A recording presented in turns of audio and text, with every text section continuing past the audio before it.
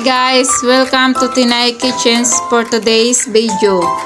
Tuturuan ko kayo kung paano magluto ng tokwat baboy. Una ang ating mga rekado. Bawang, sibuyas, oyster sauce, paminta, black beans, toyo, asukal, tokwa, karning baboy kalahating kilo. Kasunod po mag-aprito na tayo ng tokwa. Mantika. Painitin lang po natin ang mantika. Kapag mainit na po ang mantika, pwede na po natin ilagay ang tokwa.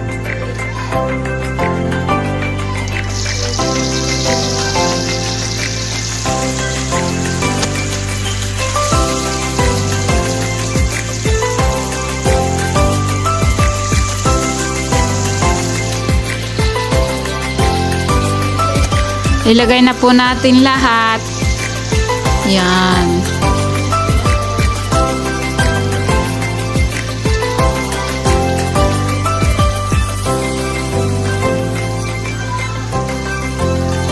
Bali 5 tokwa po yan.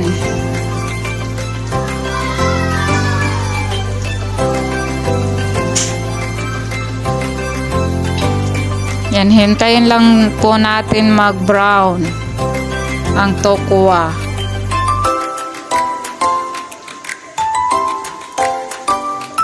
Pag nag-brown na po, pwede na po natin baliktarin.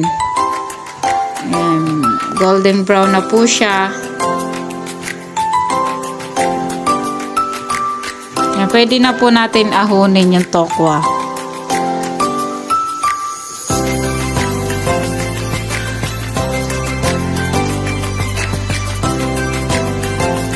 Ilagay po natin sa salaan para po yung mantika ay masala.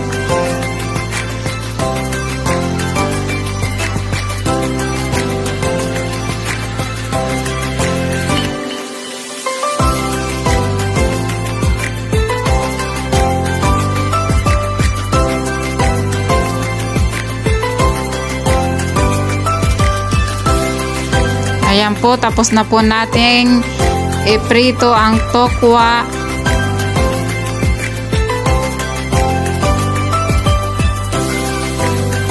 Yung pinagprituhan po ay pwede na po natin dyan igisa yung mga rekado.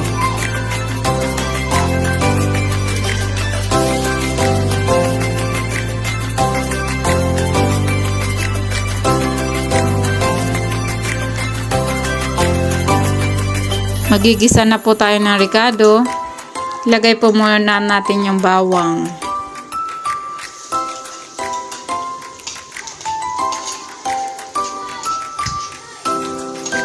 Yan, hintayin lang po natin mag-brown yung bawang para po siya'y mabango.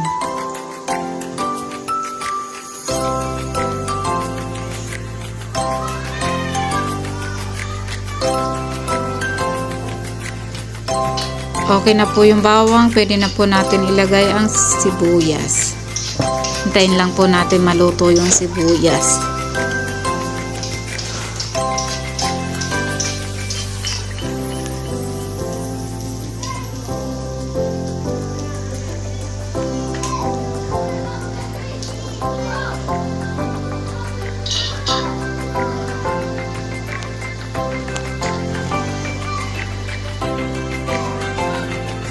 Yan po, pwede na po natin ilagay yung karne. Ayan, pwede na po natin ilagay ang ating kalahating kilong karne.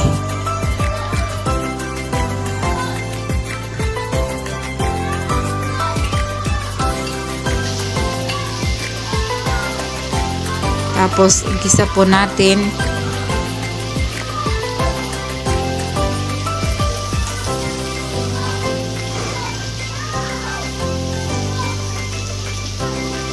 Tapos po haluin lang po natin.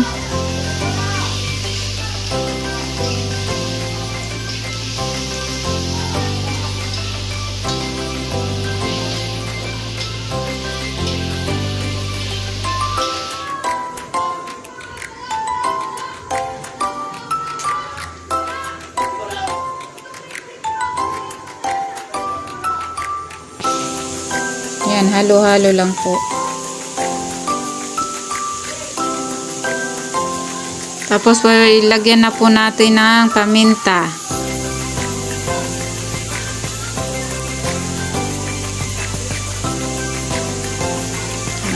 Paminta.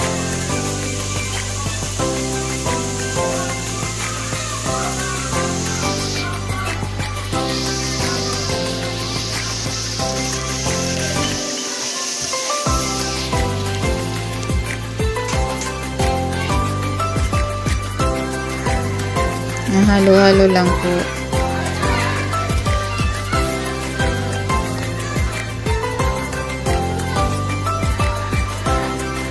Sunod po, pwede na po natin ilagay yung oyster sauce.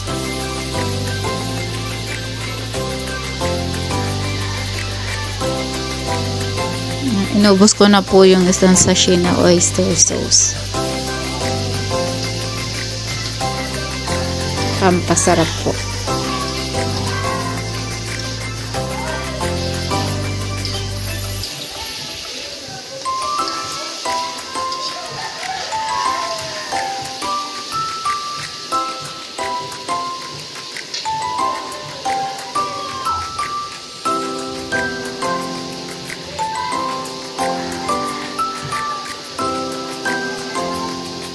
Lagyan na po natin ng black beans. Inubos ko na po yung black beans.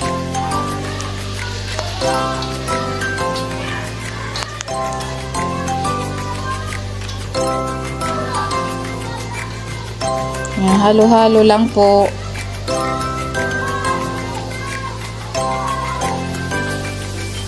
Yung po kasunod po ay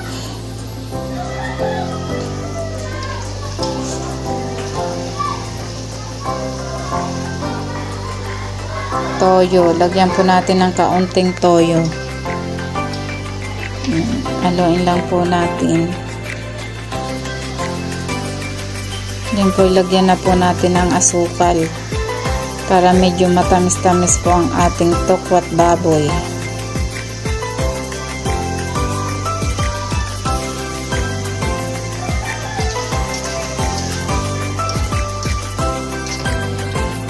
Pag nagigisa po ako, lagi pong may asukal akong inalagay. Pampasarap po yun. Haluin lang po natin para yung kanyang lasa ay umapit po sa baboy tsaka sa tokwa. Yan po, pwede na po muna natin takpan. Tapos after 5 minutes po, tingnan na natin yung ating tokwat baboy. Ayan po, medyo kati-kati na po siya. Ayan, pero po yan ay matigas pa. Haluin lang po natin. Ang sarap. Tigas pa po yan. Lalagyan po natin ng konting tubig hanggang po sa maglumambot siya. Lagi po tayong maglalagay ng tubig. Kunti-kunti lang po ang paglalagay ng tubig para po yung lasa niya ay nandiyan pa rin. Hindi po siya tatabang. Hindi, tatakpan po muna natin. Yan, hintayin lang po natin lumambot. Titingnan na po natin yung ating tokwat baboy. Ayan. Tingnan po natin kung malambot na.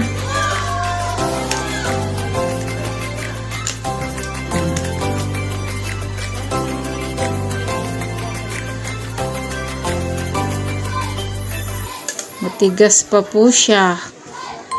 Ayan, matigas pa oh. Pati yung taba ay matigas pa.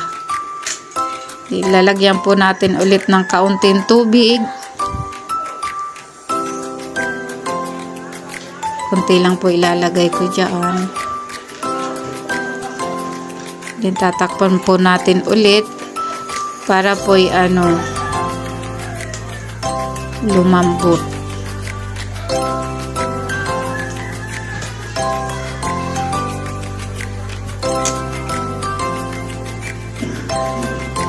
Titingnan na po natin. Ayan. Pati na po ulit. Pwede na po natin ilagay ang tokwa. Malambot na po yung ating karne. Ayan, haluin lang po natin para sipsipin ng tokwa yung sabaw niya. Okay na po ang lasa po niya.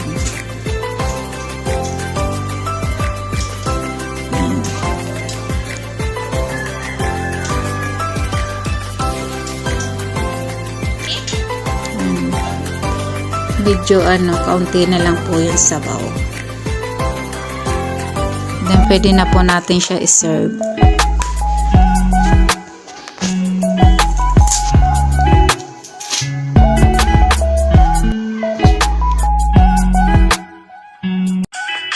For more cooking tutorial, don't forget to subscribe and click the notification bell.